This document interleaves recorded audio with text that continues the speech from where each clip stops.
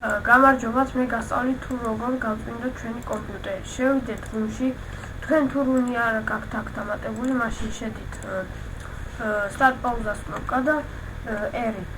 აი ეს დააჭერთ და ჩაერთვა. ეს დააჭერთ და ჩაერთვა ჩვენ.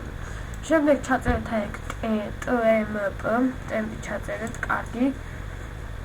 შემდეგ აქ რას ფაილებიც იქნება წაშალეთ. მე უკვე წაშლილი მაქვს.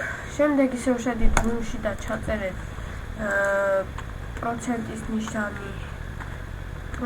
ნიშანი და tmp და ისევ პროცენტის ნიშანი დააჭირეთ OK-ს. აი აქ რა პროგრამებიც იქნება ესეც წაშალეთ. აქ რა პროგრამაც არ წაიშლება.